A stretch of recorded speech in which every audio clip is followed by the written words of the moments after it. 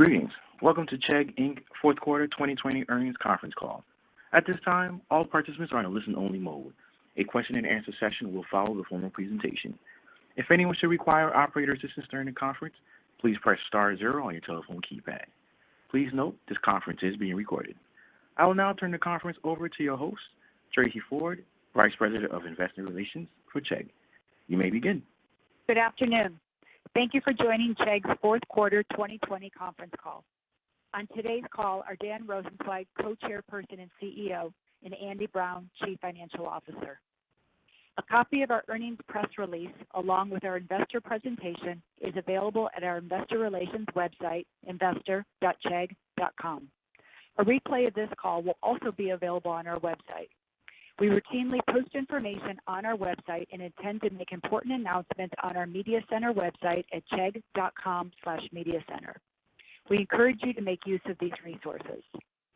Before we begin, I would like to point out that during the course of this call, we will make forward-looking statements regarding future events, including the future financial and operating performance of the company. These forward-looking statements are subject to material risks and uncertainties that could cause actual results to differ materially from those in the forward-looking statements. We caution you to consider the important factors that could cause an actual result to differ materially from those in the forward-looking statements.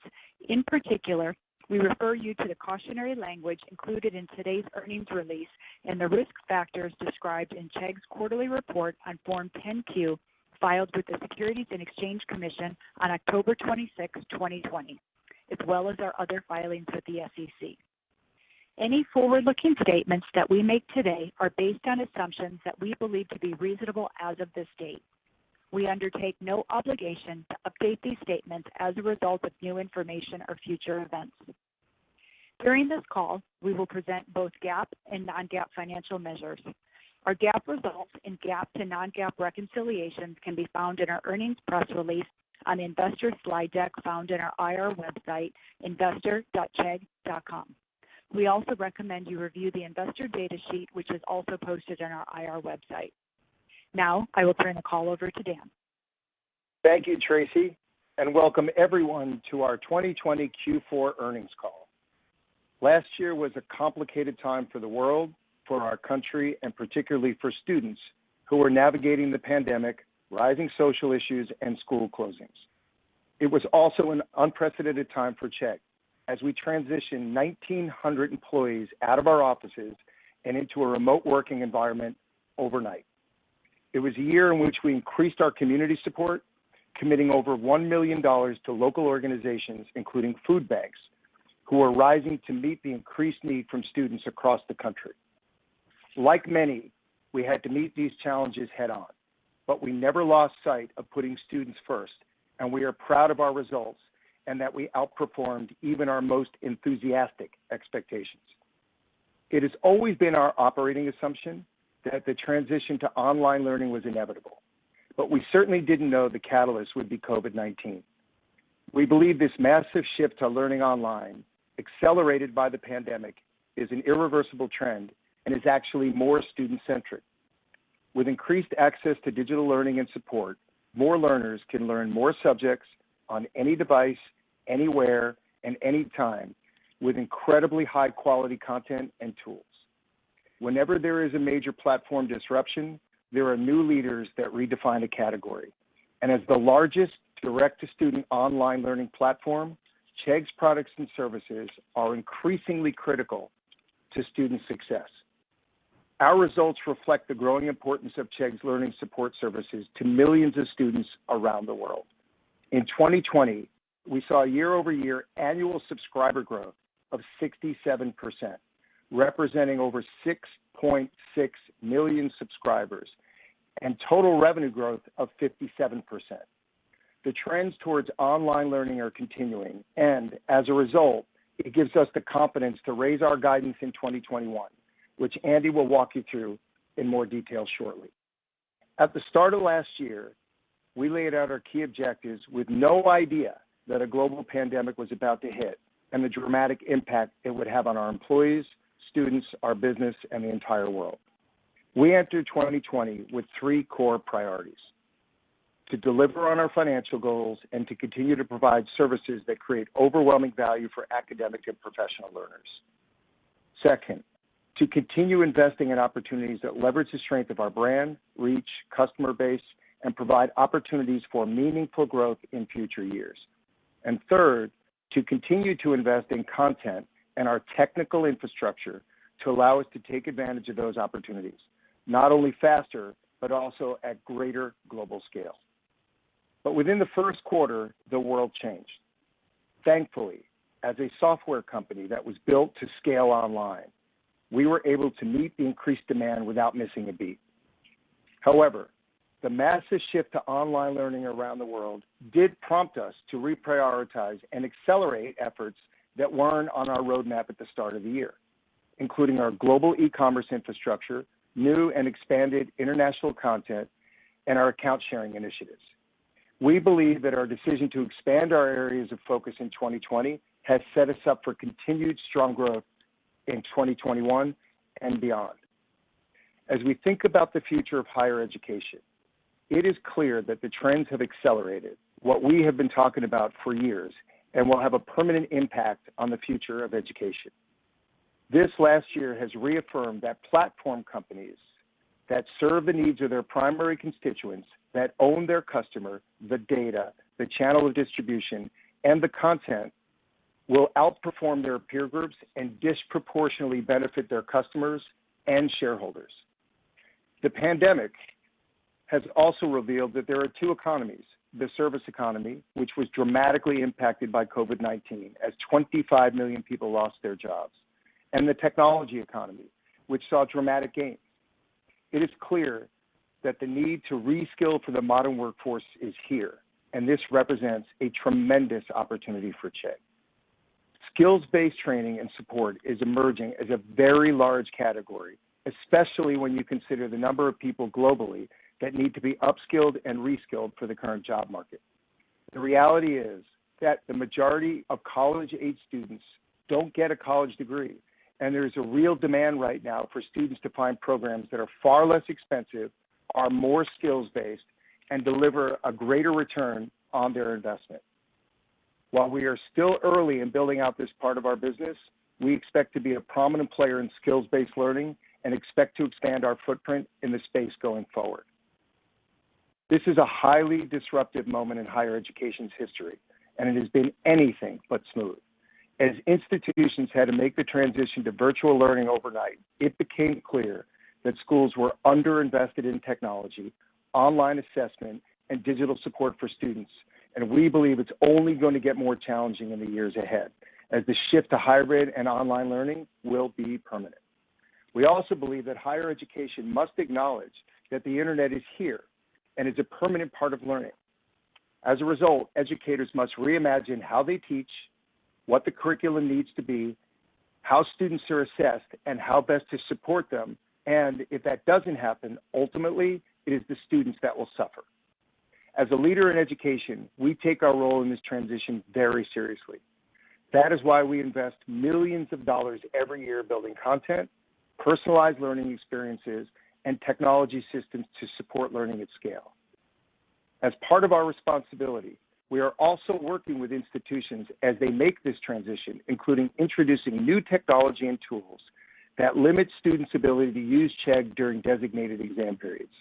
We accelerated our efforts in this area due to the pandemic and recently launched Honor Shield, a free tool available to institutions and professors. And we will continue to find ways to support the millions of hardworking students and educators who use online resources to enhance their learning experience. In fact, in a blind study of students who used Chegg for more than 2 months, they found that 90% reported that Chegg study helps them better understand their schoolwork. As we enter 2021, we have expanded our priorities to include an increased investment in international growth, as for the first time, we anticipate over more than 1 million subscribers outside the U.S. Because of its popularity, we will continue to invest in the Chegg Study Pack by expanding our offerings to create even more overwhelming value for students. And we are significantly increasing investments in our skills offering, as we believe there will be a lot of activity in this industry and see a huge opportunity to be a significant player and a leader in this space. We have important and ambitious priorities this year, and despite the ongoing pandemic, I have never been more confident about the opportunities ahead of us. And with that, I will turn it over to Andy. Andy?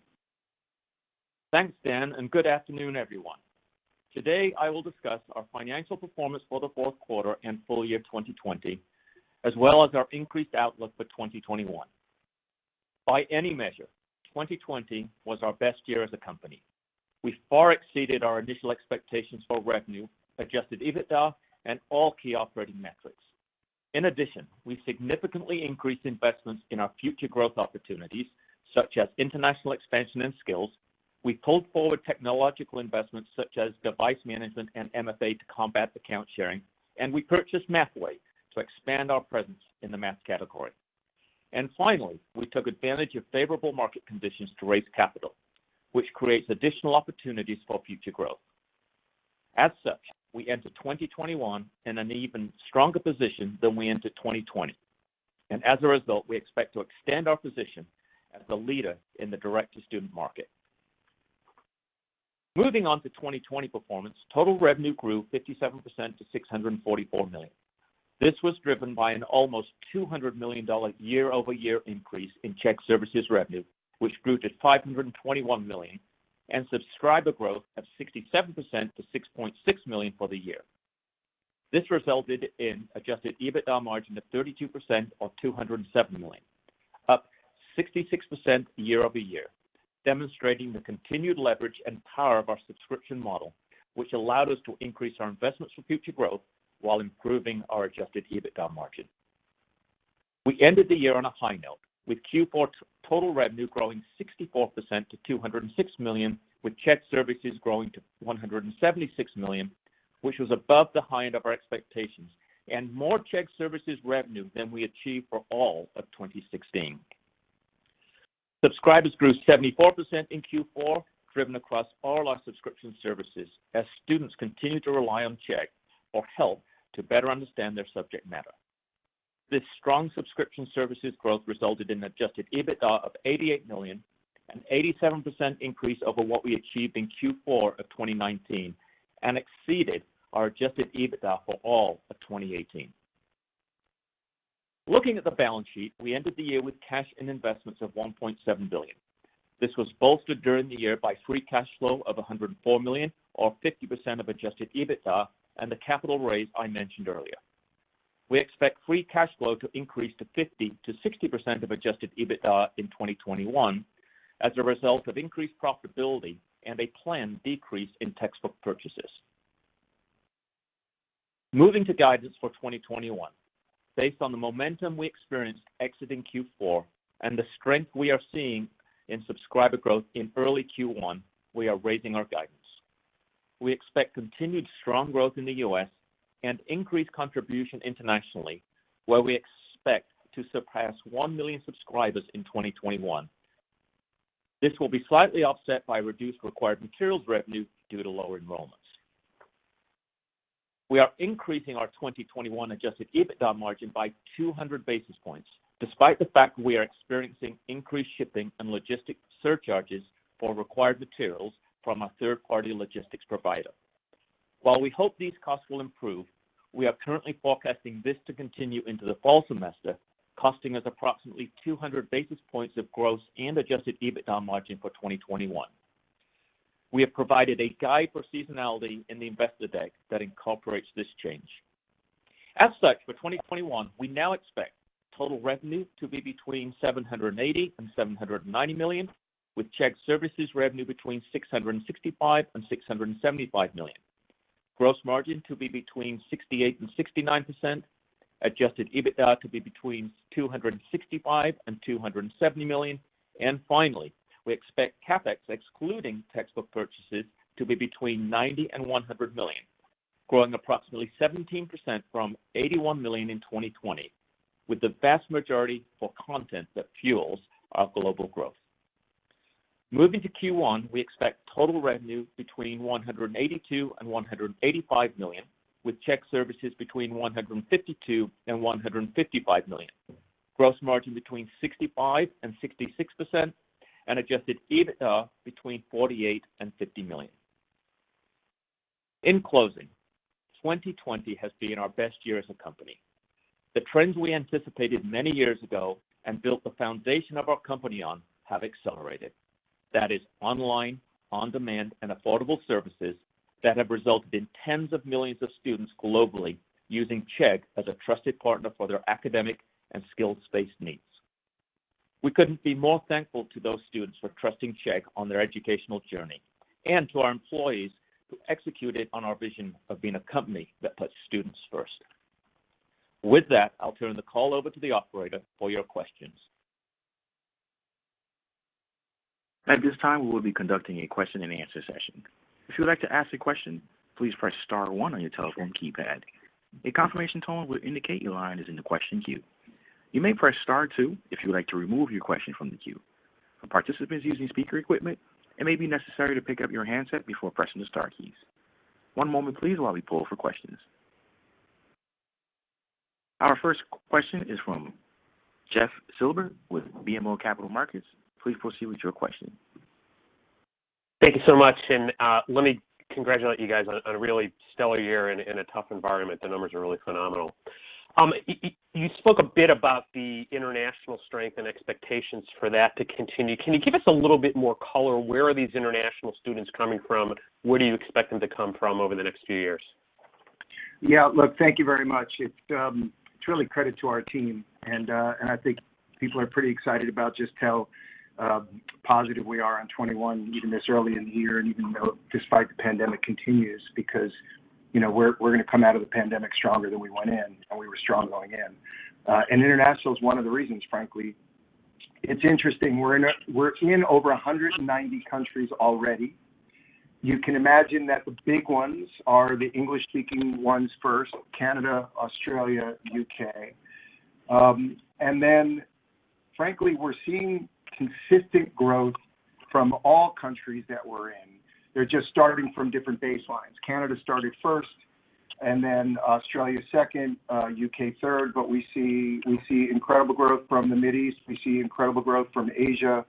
We are staying out of China to the best of our ability. But so it's hard for us to predict one country over the other in terms of growth rates. What we would say is the bigger countries will be bigger for us. Collectively, it's our belief that the international opportunity is actually bigger than the domestic opportunity. So we're pretty excited about what we see. And, for those who don't follow us that closely, we have a different model than, say, a Netflix or a Spotify, where they either need to create content or license the content. We have this unique model where our content is ubiquitous across the world, because STEM is STEM and business is business, and there are some nuances, and those nuances get asked and then answered by us afterwards. And so the model is incredibly high growth, extraordinarily efficient, and that's why you continue to see growth in our margins. So international has been just a real positive surprise for us, and we're not picking winners right now. We're going after all of it.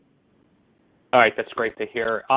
My follow-up question is a different topic. About a month ago, you guys launched Honor Shield, a way to support the integrity of online exams. I know there's been some, negative media stories about how students might have been abusing the Chegg product. Can you talk to us a little bit about this product and how you're going to offset that issue going forward? Thanks. Yeah, look, it's fascinating. I think once again, reporters don't understand what Chegg does and the way we do it, and it's sort of like traditional media defending traditional media versus actually looking at the changes and the advancements that are happening in every industry. Look, the internet is here to stay. Technology is here to stay. What happened for the schools, unfortunately, is they were woefully underinvested in technology. They didn't prepare to teach online. They tried not to teach online. And then when push came to shove, they gave take-home tests. Often those tests were old questions, or they're auto-generated. Many of you may not know this. A lot of tests are auto-generated by tools that they license from the publishers. They don't even develop their own test questions. And so they were not prepared for it. So we stepped in and we said, look, that's not what Chegg was built for. That's not what we want it for. The overwhelming majority of students use us every week, whether they have a test, whether they have a quiz or not, because they have no scalable support from their institutions. And frankly, overwhelmingly, none of them ever had it in high school. So we're the first high-quality, affordable, on-demand support that they can use to master the subject, which is why we shared that research about just how much smarter and how much more comfortable they get with the data. But we said, look, we have a role to play here too. And so the first thing is we doubled the number of people that we have that handle these kinds of issues almost overnight, because we saw our subscriber base double almost overnight, and not just domestically, outside the U.S. So that's the first thing. So if we ever got contacted by schools, our policy is we take it down first, and then we investigate it, and then if we should put it back up, we do. That's the first thing. The second thing is we use technology and AI to actually build technology that blocks people from asking multiple questions.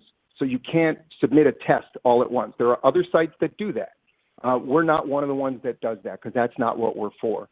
So actually, if you submit it either in text or you submit it in photos, we now use technology, AI, and machine learning to actually block it, ask which specific question you want to ask. And then the last thing we did was launch Honor Shield, which is what you asked about.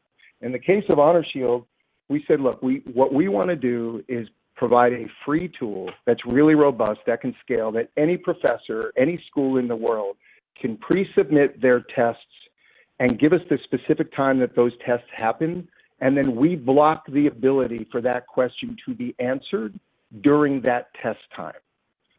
And then we store them on a segregated server, and then the plan is to delete them all, and then they go back to the professor. So we stepped up and did that all within 90 days because we saw the possibility for this. And fortunately, despite press that, one of the articles was written by somebody who works for one of our competitors. So I think everybody understands that this was an unexpected time, that everybody has a role to play. But it's been our belief for years that if schools don't realize the internet is here, they don't invest in technology, if they don't reimagine what they teach, how they teach it, and how they assess students, then the student's going to continue to suffer. And so we're all in this together, including Chegg, and we're pleased that hundreds of institutions have already reached out, and we're already working with them. So we're excited about those things, but it's going to be a never-ending battle, and we'll continue to take it on because that's what leaders do. All right, great. Thanks so much for the color. Yeah, thanks for the question.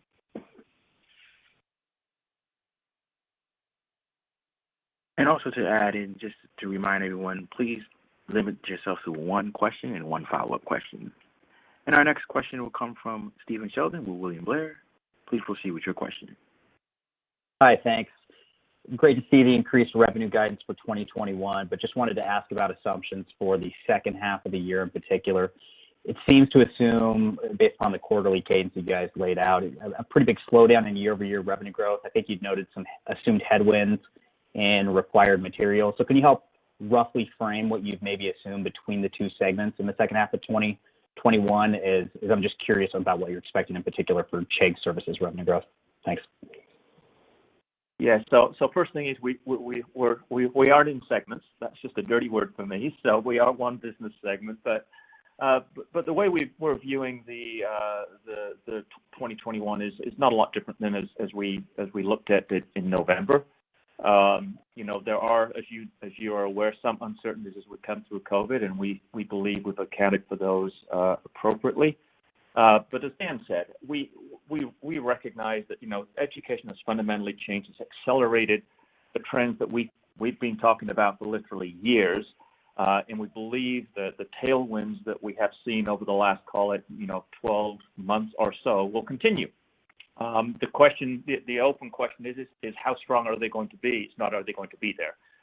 And we think when we put our forecast and our guidance together, we incorporated that into the thought process. Yeah, and so I guess within required materials, are you assuming that revenue in the second half is down a decent amount year over year?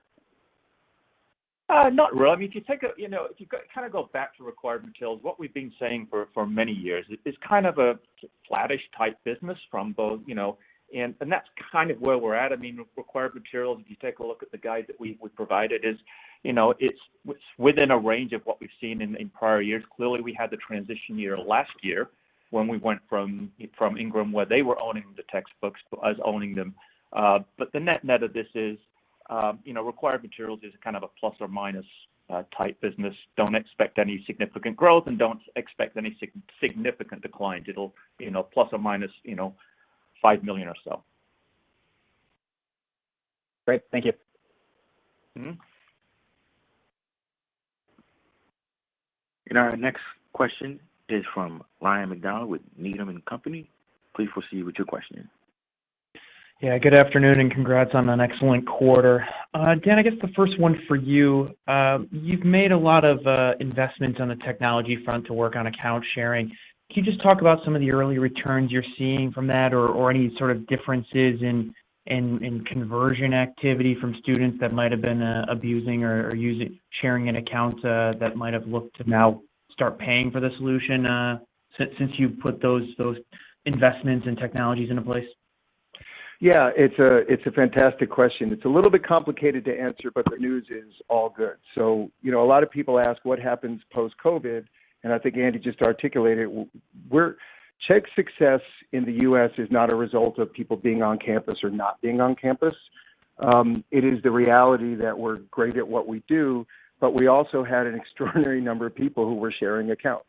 And we were working on that technology, as you know, several quarters before, and we were beginning to make significant headway. There's three buckets of people. There's people that steal them, there's people that sell them, and there's people that share them. And the biggest category by far were the people that share them, but we focused on the stealers and the resellers first because that's just a different kind of technology. And as Andy mentioned, we moved up investments that we were planned actually for 21 into 20 because when students got off campus, the proximity sharing, which is I'm in your dorm or in your room, I see you in the library, they couldn't do it anymore. And that really just highlighted for everybody, including us, just how big the opportunity was for us if we blocked it faster. So we took two significant steps, one in August and one in October. And based on what we can tell, a lot of people don't realize that even though a lot of people are taking classes online, they're still were asked to come back to campus, which is crazy in higher education, and you saw the outcome of that. But nonetheless, we feel that it made a significant impact, and that's why we continue to see extraordinary growth in Chegg Study because the value proposition is overwhelming for the student. It helps them learn. They can get it anytime, day or night. And for the $14.95, they just feel it's worth it now because they weren't able to share it anymore. So I can't give a specific number because it just was coincidental with when COVID happened. And then outside the U.S., we obviously didn't have that problem. But what COVID did for us was it allowed students for the first time to go to the internet and look for help. And they found us, and it is sustained because outside the U.S., in most countries, they went back to school, and you could see the growth continuing going on. So I would say it's been an extraordinary win for Chegg and our investors, and I think we're seeing it because those people that we believe were sharing that now are buying their own, they're using it the same as the original account. They're staying on as long, they're engaged with it as frequently as the subscribers that came before them, they're renewing at the same rate. So that's all good. So we're very happy with the results so far. Excellent. And then for a follow-up question, I wanted to ask about Thinkful. You recently announced a partnership with ASU to offer, boot camps to those students. Can you discuss the structure of the partnership, and do you expect to continue to look for additional universities to partner with, or be more focused on sort of direct-to-student going forward? Thanks. Yeah, so great question. So we did not go seek that partnership. What has happened is Chegg, when we acquired Thinkful, we expanded the curriculum, we lowered the prices, we increased ISAs to give people of diverse backgrounds the opportunity to take advantage of these things and change their lives. And on top of that, we did something that no other competitor in the market has, which is we have 24/7 on-demand support from our chat-based tutoring. And as a result of that, we put ourselves in a position where we're the best priced and the greatest support and the relevant curriculum. And that got noticed by a number of institutions who, want students to finish and to graduate. And so we've been contacted by a number of them. We're testing it with ASU to see whether or not these are the kinds of partnerships that we want. ASU is a phenomenal university. They're forward-thinking, and they see us as a great partner to be able to accelerate their path into what Chegg has been talking about for years, which is learning to earning is here. 75% of college-age students never get a degree. 43% of those that go on to colleges don't get a degree. And so somebody's got to make them employable, and ASU sees that opportunity, and Chegg sees that opportunity, so it was a terrific partnership. I wouldn't be surprised if you see a few more of them, but even there, we're going direct to the student. It's just in partnership with ASU marketing it. And the way the deal works is we do the content and we do the teaching. They use their brand and they use their marketing. And then there's a revenue split that's, to both sides' benefit. But it eliminates the cost of marketing for us and eliminates the cost of curriculum creation for them. And we'll see. I mean, we just announced it, so it's too early to say whether or not this is a model we want to extend to other places, but it's very clear that institutions see this as an opportunity and are interested in working with Chegg. Excellent. Thank you very much. Yep. And our next question is from Douglas Emmett with J.P. Morgan. Please proceed with your question. Great. Thanks for taking the questions. Dan, I just wanted to follow up on skills-based, obviously elevated with the pandemic and a top priority into 2021. Just curious if you could talk more about how the product suite is going to expand both organically and then potentially through M&A. And then I guess, how do you think about ranking kind of skills-based priority relative to, the core, more college-focused experience? Yeah, that is phenomenal question, Doug. And that's the right way to think about it in our mind, and that's how we've been thinking about it. And what's very clear is in the academic support role, that business is doing phenomenally well. It's seeing accelerated growth. It's expanding globally. It's getting more profitable each and every day and kicks off a lot of cash flow, and we'll see a lot of growth for a lot of years. But what's also clear is the modern student doesn't want to take on debt, that 50% of the world's population is below the age of 30, that students around the world are trying to empower themselves and pay for themselves, so it needs to be affordable. And so our view is have the highest quality with the greatest support so that students are more likely to learn it and pass and become employable. And that allows us to lower our prices, and it allows us to do other kind of financing methods for the students so they take less of a risk, which institutions unfortunately don't do on behalf of students. So when we look at the market, and you realize that it's actually a bigger market than the academic support, and the academic support market is a massive market. And we look at the overlap and we say our brand is trusted. When you think about the number of years, I just passed my 11-year anniversary at Chegg.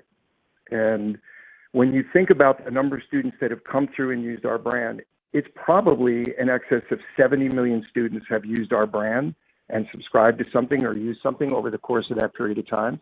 So they like us and they trust us. So we think there's an opportunity to promote to the students that are currently in school, to students that have left us, and to the 25 million people who realize that if you don't take a tech-enabled job, you're in a potential for a great deal of difficulty. So for us, organically, it's working great in that we can expand the content and we can build our support at scale, which again, no one else in our opinion has tried to do or is able to do, and we spend a lot of time and energy and money to do that.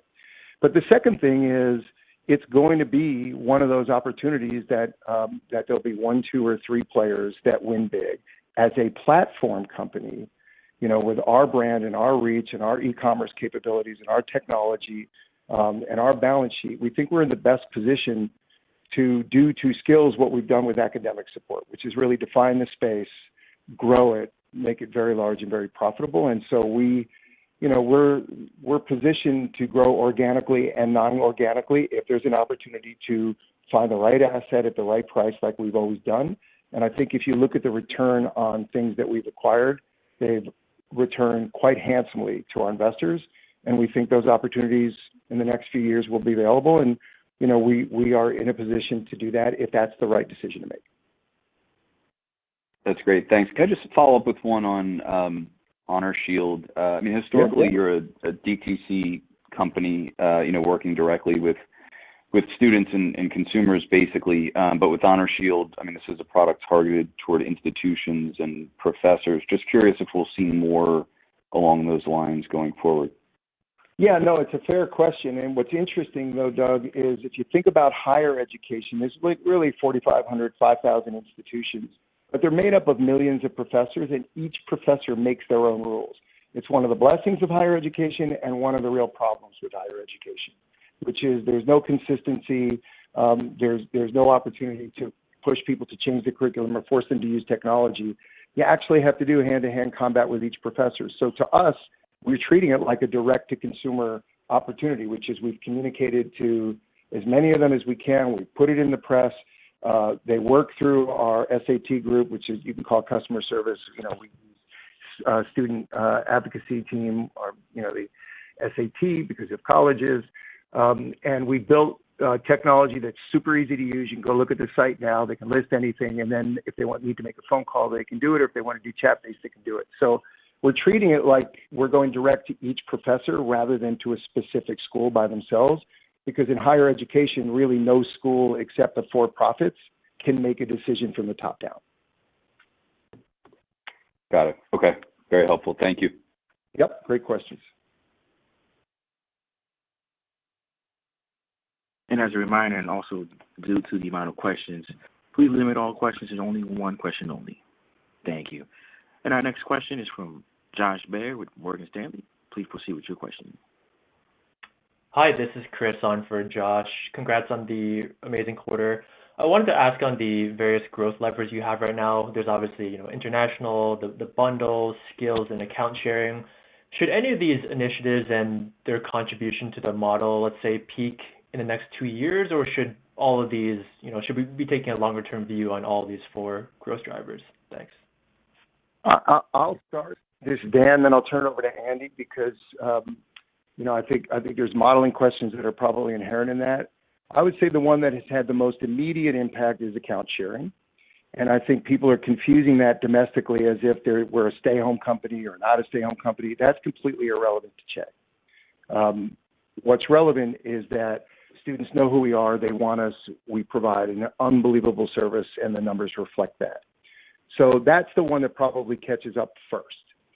International, it's, as Andy articulated, this is something we only started talking about 2 years ago, and we're estimating that this year we'll have over 1 million non-U.S. subscribers. So I think that gives you an indication of 2 things: how quickly it's growing and how large it's likely to get. So that's one that's just really, really early. Skills is even earlier than that, right? Thinkful was a small acquisition to give us a sense of how the market works, how to do pricing, what's the content it needs, how to support a student.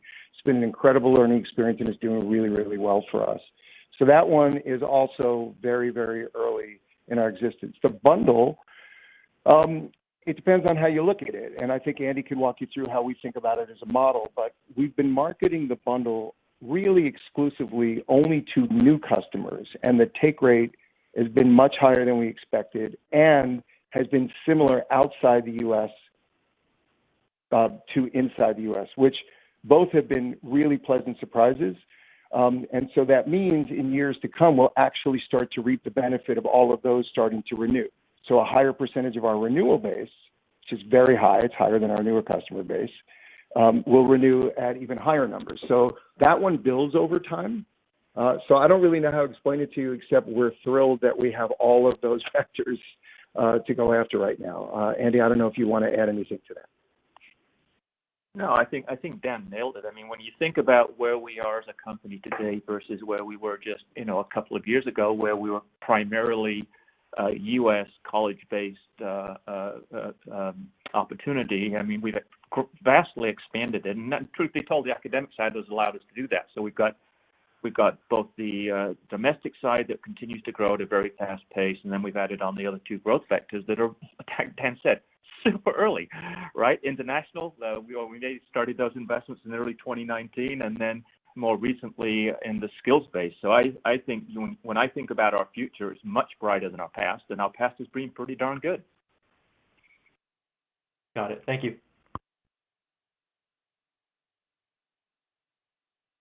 And our next question is from Brent Thill with Jefferies. Please proceed with your question. Dan, you've grown extremely well while having great bottom line growth as well. It's pretty rare in tech, as you know.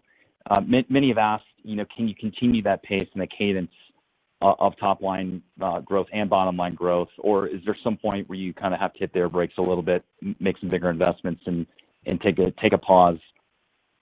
Just curious your thoughts on the overall trajectory. Thank you. Yeah, it's a very fair question, and I think any operator would ask those kinds of questions. And what's interesting, and we sort of alluded to it in our prepared remarks, but we declared for our employee base 2020 is the year of plumbing, which is we actually made significant investments in systems, in analytics, in the ability to do A/B testing outside the U.S., not just inside the U.S., to do e-commerce and do local pricing.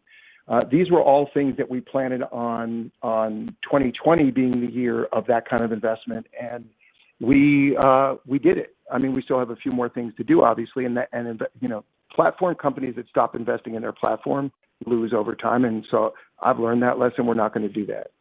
But what's fascinating is,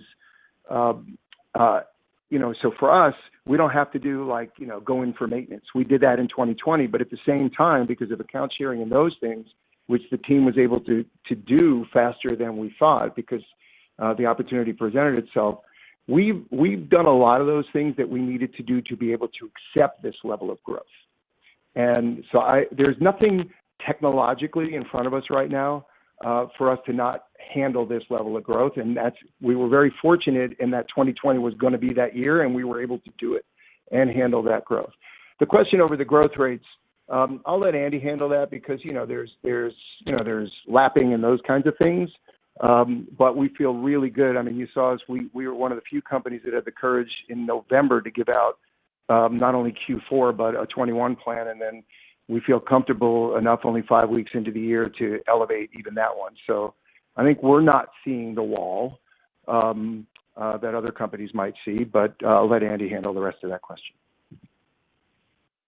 Yeah, I mean, I think Dan actually kind of nailed it. I mean, the fact of the matter is we've got a very scalable model, lots of leverage in our model.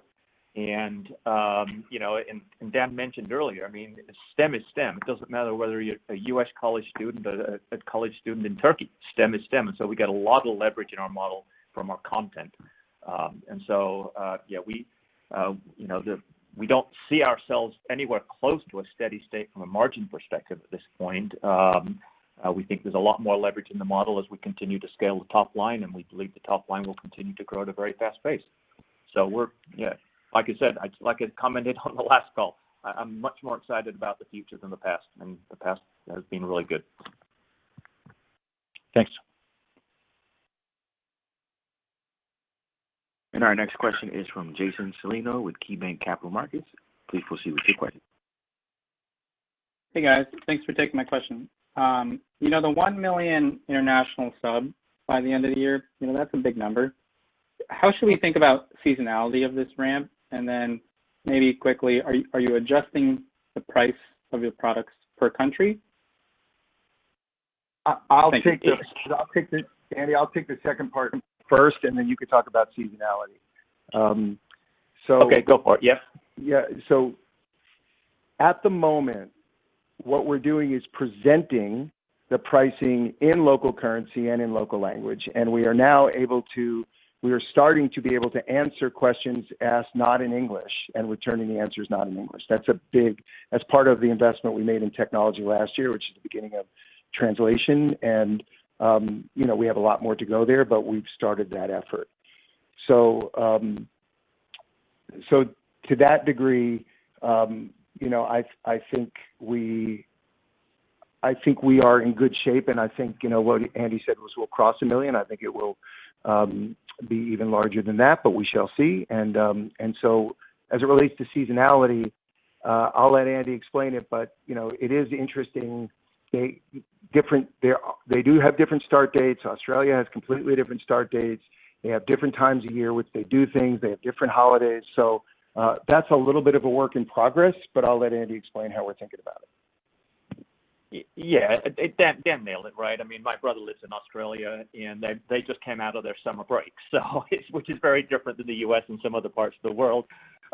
But the net of this rule is, and just as a reminder, I think I mentioned this in the prepared remarks, there is a seasonality chart in the investor relations deck. I think it's slide 17, if I recall correctly. And that's all. So all of the seasonality that we're anticipating, even though it's a work in progress, like Dan said, is included in that slide. So reference that. Okay, thank you.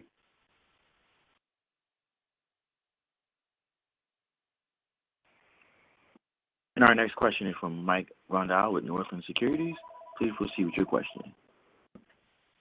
Yeah, guys, congrats on the quarter. And if you just look at your CapEx, X the textbooks of 90 to 100 million, is there any way you can kind of give us a rough range, kind of by major growth driver, sort of where that's going, or just sort of ranked by major growth driver? Yeah, I mean, it's real simple. A vast majority of our CapEx actually goes to expert Q&A, right? We've got over 50 million questions asked and answered and archived on our platform today, and 90% of those are expert Q&A. And so that's where most of the dollars go. I mean, obviously we invest in some other things, and as you know, we've had some publisher contracts and things like that, but the vast majority is expert Q&A. Got it. And then I'll leave it at that. Thanks, guys. Thanks, Mike. And our next question is from Alex Furman with Craig-Hallum Capital Group. Please proceed with your question. Great. Thanks very much for taking my question. Just wanted to ask about the tutors business. If you can tell us a little bit about why that business was unwound, and just give us a general sense of what that was contributing to the business. Obviously, it was lower margin, but from a revenue perspective, if you can give us a sense of what that was contributing and maybe any more insight in that decision would be great. Thanks. Yeah, I'll start with the decision. If Andy wants to talk about the numbers, he can. So it was very, very interesting. So what does tutoring do the way we were doing it, which is it's real-time academic support. And Chegg Study has become so robust. We have over 50 million questions in there. We're able to answer the questions. We have an SLA of 4 hours, but most of them under an hour at this point. We're able to do it increasingly in multiple languages. You can do it by text. You can do it by your camera phone. I mean, and we use AI to do matches better. And we have a lot of technology that eliminates duplication of questions and grouping of questions. And so it's become so robust that it replaced what our consumer tutor product was actually trying to do, which is real-time support. But what we were building is chat-based tutoring, which allows for multiple students to be tutored by the same tutor without being in the same class. So instead of pointing it to consumers, where we were doing, a couple of 100,000 sessions, we're able to point them towards Chegg Study because it does that and more. And what we've done is we've redeployed our chat-based tutoring into Thinkful. So that was what I was talking about earlier, is one of the biggest differentiators that students are looking for is when they're trying to learn a job skill and they don't understand it, there's nobody to call when you're doing it online. And we now have the ability to just click a button inside exactly where you are in the course, and we have now redeployed those tutors to real-time tutoring support of job-based skills. And that is making a difference in our growth rates. It's making a difference in the number of students that graduate. It's making a difference in the number of students that become employable. And that needs to scale, and that's a better use of that technology than the consumer business, which is really not generating that much revenue because we were charging so little. Remember, we were charging 50 cents a minute. So we can do millions of sessions, and it still won't generate a lot of revenue. It was more of something to do for students that would never get access to those kinds of things. But Chegg Study has just become so robust, so much faster than we imagined, that it actually takes that role. So that's why we made the decision, and we feel really good about it. Great. That's really helpful. Thank you. Yep. And our next question is from Brett Canelblock with Berenberg Capital Markets. Please proceed with your question. Hi, guys. Congrats on the good quarter, and thanks for taking my question. You ended the year with, I guess, a rather big cash position. Obviously, the acquisitions of past have been relatively small to that cash position. What is your capital allocation plan going forward? Is M&A still going to be the number one priority there? And if that is the priority, I guess, where would you look to further expand? Would it be mostly on the Thinkful side now that you have a taste for that market?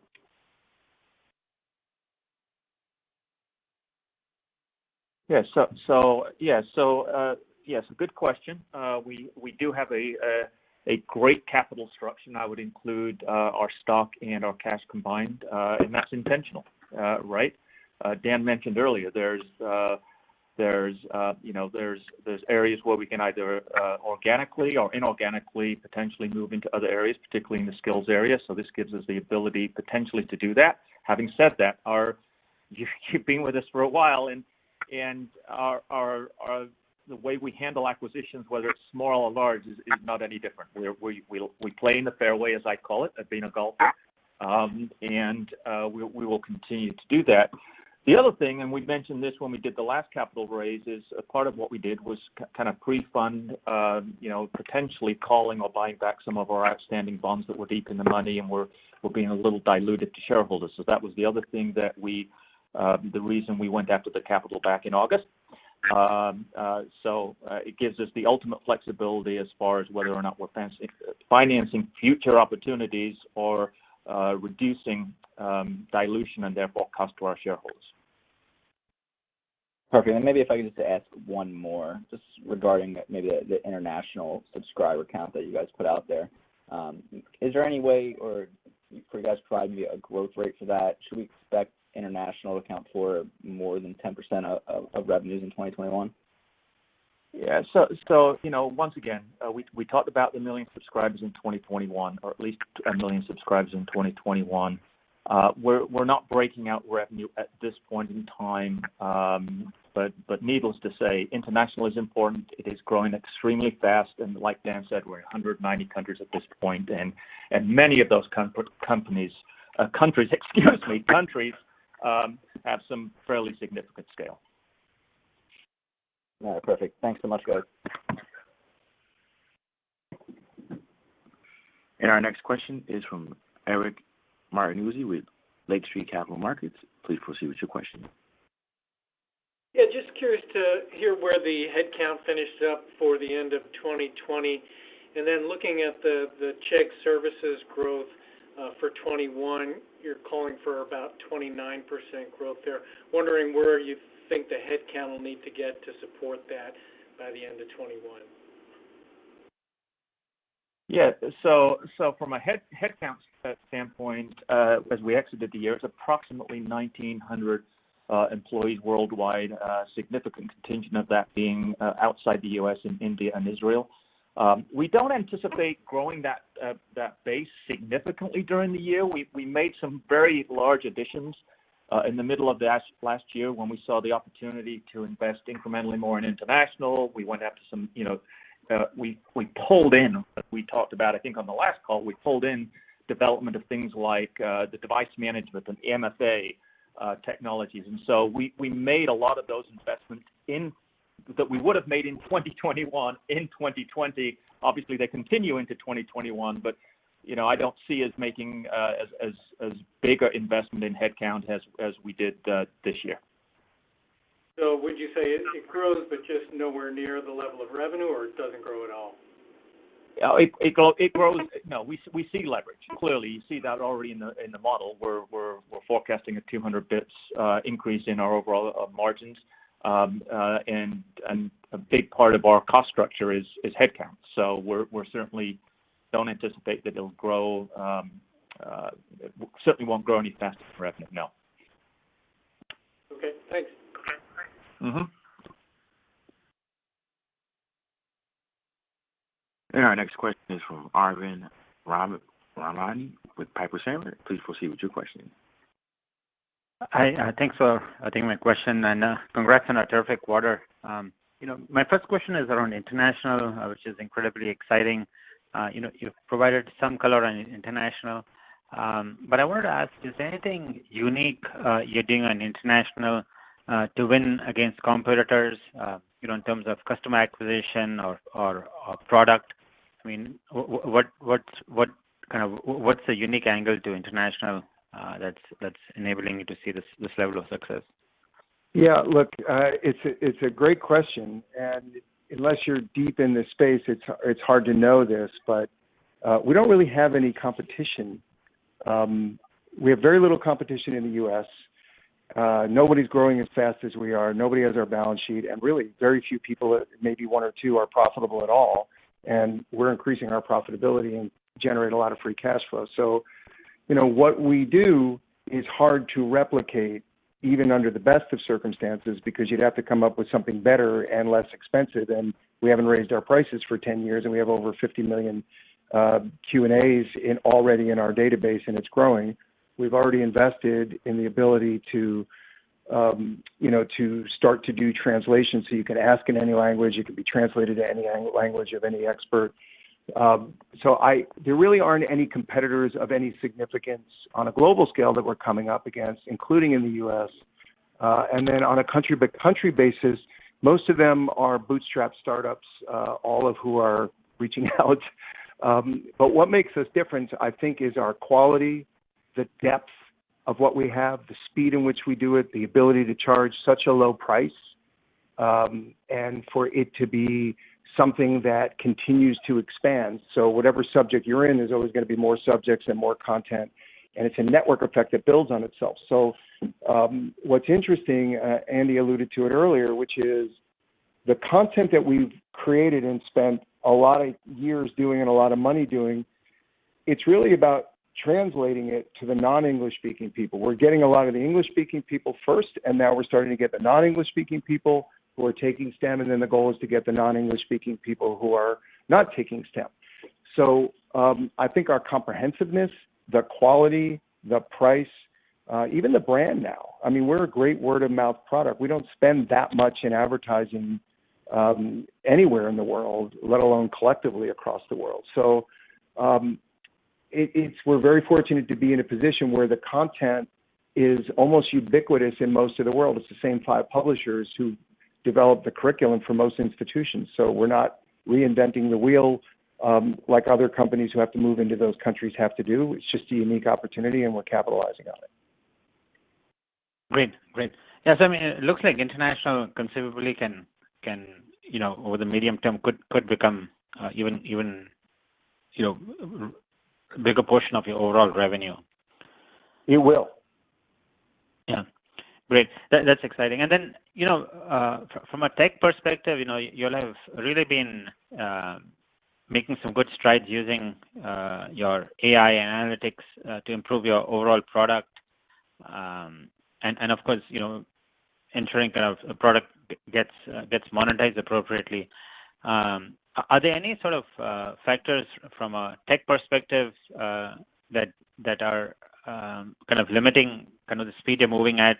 Do you need to hire more of these kind of specialized technology skills, or do you need from partnerships, or you feel you're sort of pretty well resourced from a overall tech perspective?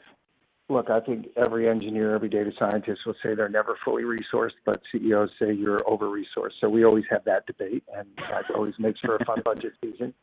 But, I mean, what the beauty of our model is that kind of effort is centralized. You don't need different technologies in different countries. You don't need different data science concepts and algorithms in different countries. They need to be written in different code, obviously, in different local languages and those things. And as we mentioned earlier on the call, we've made significant investments in the ability to onboard people, to support them, to do the data, the analytics, the AI. There will always be new and better technology that will make us even more efficient. And we have an extraordinary team that works on all of those things.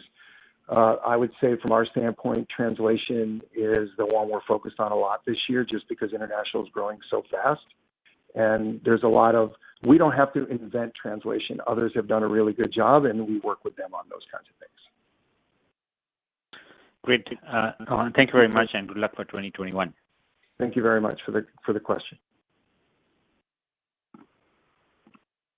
And we have reached the end of the question and answer session, and I will now turn the call over to Dan Rosenwag for closing remarks. Yes, thank you everybody for joining us, and thank you for your consistent support. It's been a really complex year for everybody, and we just keep trying to focus and execute. So I want to thank you all for joining us. And I also want to say that I've honestly never been more excited about the impact that Chegg can have. The business is obviously great, but it's the impact that it has that drives the employees of Chegg, and the ability to affect so many more students on a global scale now than we've ever been able to do before. And it's clear that we're able to do that because what we do is more important than ever. And as I think many of you are beginning to realize, as we have, that it's a bigger opportunity than even we imagined. We are confident that we can deliver on our priorities and the promise of our mission because of the tremendous Chegg team. And I want to take a moment to acknowledge and thank them as they continue to be celebrated with leading industry awards for culture, diversity, and the company they have built and are building. Over the last few months, they have been recognized by Fortune magazine as a great place to work and received multiple awards from Comparably, including Best Culture and the Best Company for Diversity. We are committed to building an inclusive company and an environment that fosters innovation, celebrates each of our unique perspectives, and creates a culture of belonging. So thank you to our entire team for all they did over the past year to support each other and our students. And it's not been easy, and they've been great. Thank you to all the customers around the world that continue to turn to Chegg to be a part of their learning journey.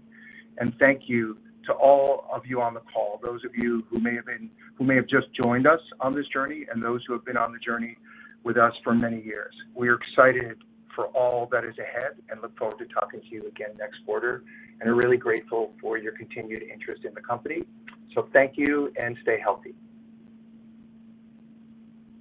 This concludes today's conference. You may disconnect your lines at this time. Thank you for your participation.